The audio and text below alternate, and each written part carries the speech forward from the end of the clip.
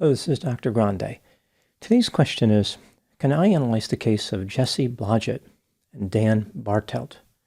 Just a reminder, I'm not diagnosing anybody in this video, only speculating about what could be happening in a situation like this. If you enjoyed this video, please like it, subscribe to my channel, and consider supporting me on Patreon. I will put the link to Patreon in the description for this video. First, I'll look at the background of this case, move to the timeline of the crime, then offer my analysis. Jessie Blodgett was born on March 22, 1994, in Marietta, Georgia. When she was 3 years old, her family moved to Hartford, Wisconsin, which is a small town about 45 minutes northwest of Milwaukee. She lived with her parents Buck and Joy. Jessie was highly interested in music for most of her life. She was both a singer and a piano player and was considered exceptionally talented. When she was in high school, she met a teenager named Daniel Bartelt, who went by the name Dan. The couple briefly dated and remained friends after this. Like Jessie, Dan was interested in music, although his skill level was not in the same league. He would hold a guitar and move the strings with his fingers to create unpleasant sounds. Dan referred to this behavior as playing the guitar. He represented himself as the lead singer of a band called Angry Pillows. The name Angry Audience would have been more accurate. Dan also participated in behaviors he referred to as singing and acting, and was attempting to write a fiction novel about murder titled Red is Red. After high school, Jessie and Dan attended different colleges. Jessie stayed busy not only with school, but giving music lessons to students in the Blodgett family house. Dan dropped out of college, found a full-time job, and reconnected with Jessie. About once a week, he stopped by the Blodgett family house, and they would work on music together. Eventually, Dan stopped working at his job, but he told people he was still employed. He would even leave his parents' house in the day, pretending to go to work. Now moving to the timeline of the crime. On Friday, July 12, 2013, Jessie Blodgett performed in a community theater production of Fiddler on the Roof. This was the opening weekend of the show, and Jessie was playing the lead role. She performed not only on Friday, but on Saturday and Sunday as well. Jessie probably viewed this as the sunrise of her career, but unfortunately, it was the sunset. After the performance on Sunday, the cast and crew of the production attended a pool party at a llama farm. At about 12:30 a.m., now on Monday, July 15, Jessie returned to the Blodgett family house. She was upset because two men in their 40s allegedly made passes at her during the party. Before going to sleep for the night, Jessie recorded entries about the incident in her journal. In the morning, her mother Joy checked on Jessie before going to work. This was at about 8 a.m. Joy returned home for lunch, and a new student for Jessie showed up at around 12:30 p.m. Joy called for Jessie, but did not get a response. She went to Jessie's bedroom and found Jessie in her bed, unresponsive. There were marks around her neck. Joy called 911 and told the operator that her daughter was blue and would not wake up. When the police arrived, they found that 19-year-old Jessie was dead. Here's what the police found during the course of their investigation. Jessie had been strangled and was the victim of an assault of a sexual nature. Nothing appeared to be stolen from the house, and it was not ransacked. There was no forced entry, but the doors were often unlocked, so anybody could have walked in. The two men who allegedly made passes at Jessie were ruled out as potential suspects. As the investigation continued, it ended up intersecting with another investigation, which initially seemed unrelated.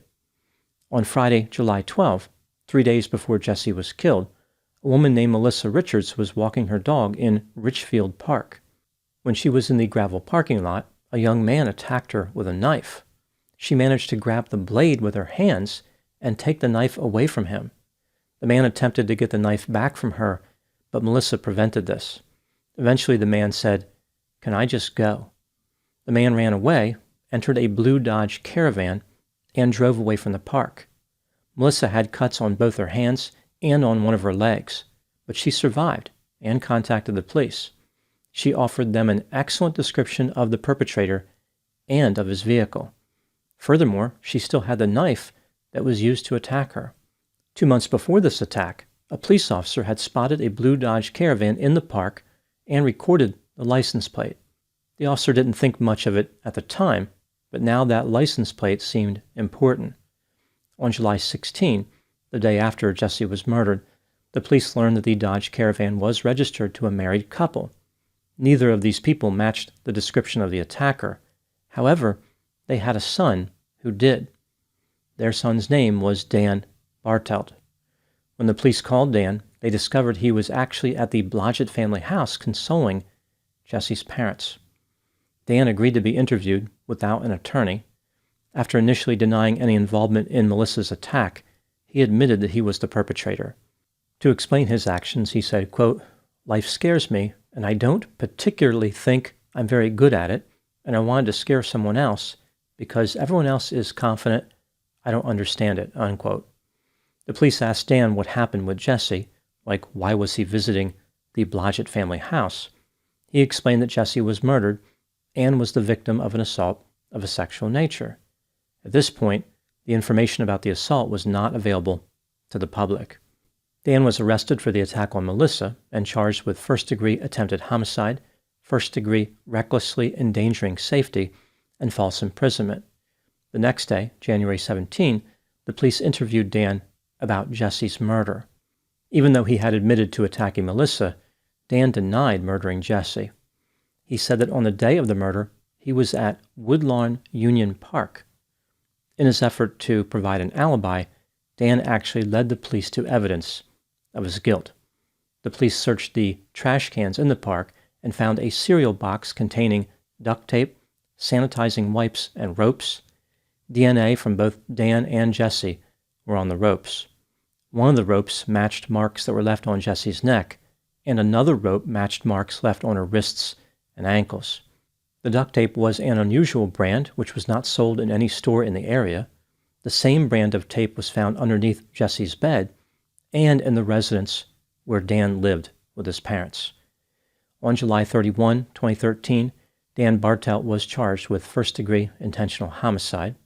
In 2014, he was convicted of that charge. In October of that year, he was sentenced to life in prison without the possibility of parole.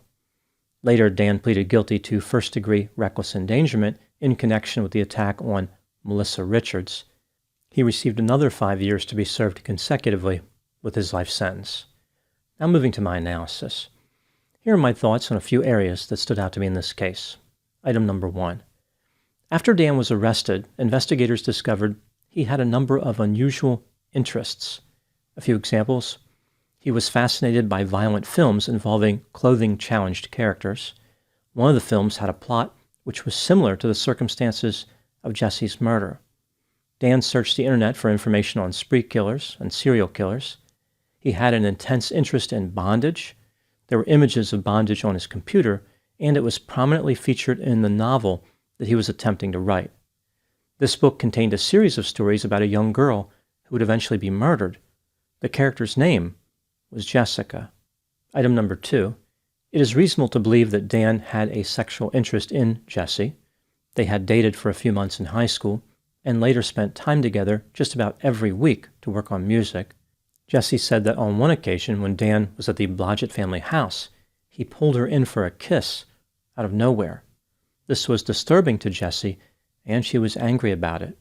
After the murder, Dan implied that he recently had consensual sex with Jessie, which was her idea. This is highly unlikely. He probably said this because it was part of his fantasy to be with her. Item number 3. At his sentencing, Dan continued to deny any involvement in Jessie's murder. He told Jessie's parents that he could not give them the answers they were looking for. He said, quote, "This jumpsuit that I'm wearing, these shackles that I'm put in, don't make me guilty," unquote. Dan recognized that he could not refute the evidence against him. He talked about how he only went to trial because he was not permitted to take an Alford plea. In this type of plea, a defendant recognizes that the state has enough evidence to convict them while still maintaining their innocence. Dan told the judge, quote, "I can't prove that I'm innocent to anyone, not even myself," unquote. The addition of the words "not even myself" is telling. It's almost like Dan was trying to confess without actually saying the words. Item number 4. What do I think happened in this case? This is just a theory, my opinion. Dan Bartelt was impulsive, irresponsible, grandiose, self-centered, deceptive, manipulative, sadistic, excitement-seeking, cold, callous, attention-seeking, charismatic, shallow, and had a sense of entitlement. He was highly interested in sexual dominance. His fantasy was pervasive and left him with an intense desire to control and harm women. This influenced his reading selections, his writing, and his film preferences. All he could think about was murder. He was obsessed with it.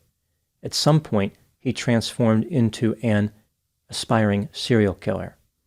His intense interest pushed him to attack Melissa in the parking lot of the Richfield Park. The preparations he made for the attack were insufficient. Dan was not wearing a disguise because he did not intend for his victim to survive. Melissa managed to fight him off, which put Dan in a challenging situation. His victim had the knife, knew what he looked like, and saw his vehicle. He should have known that there was a good chance he was going to be arrested soon. Instead of trying to stay out of sight for a while, Dan went in another direction and murdered Jessie 3 days later. Maybe he believed that he was never going to get caught for the attack on Melissa, so he wasn't worried about carrying out a second attack. Another possibility is that he did believe he was going to be arrested, which meant he needed to act quickly or he would lose his chance to murder Jessie. Dan probably fantasized about attacking Jessie for quite some time. In his mind, she was an ideal target for several reasons. She had romantically rejected him. He had a way to approach her in her house when she was alone. He could surprise her when she was sleeping, which would prevent her from fighting back. And if he left DNA or other evidence in her room, he had a non-homicidal explanation for it. Again, he had been regularly visiting the Blodgett family house. After murdering Jessie, Dan spent time consoling her parents because he wanted them to trust him. Furthermore, seeing them suffer for something that he did may have satisfied his sadistic tendencies. Dan wanted a good view of his handiwork. Now moving to my final thoughts. As I mentioned, Dan may have been an aspiring serial killer. There were many similarities between his personality and typical serial killer characteristics. For example, Dan was manipulative, charismatic, irresponsible, and motivated by a desire for sexual dominance. In other ways, however, Dan's traits did not match an aspiring serial killer. For example, he was not a loner like most serial killers. Dan actually had a large group of friends. He may have been creepy, but did not immediately strike people as creepy. Those around him did not look at him and think, this is a guy who's going to commit murder someday. As a matter of fact, he was just about the last person anyone would have suspected. Dan had a girlfriend around the time of the murder, and he was attention-seeking, like he had performed on stage. An argument could be made that Dan was the scariest kind of killer there is, one who doesn't express obvious signs of being dangerous, and one who is willing to violate the trust of a close friend. Those are my thoughts in the case of Jessie Blodgett and Dan Bartelt. Please put any opinions and thoughts in the comment section. They always generate an interesting dialogue. As always, I hope you found my analysis of this topic to be informative. Thanks for watching.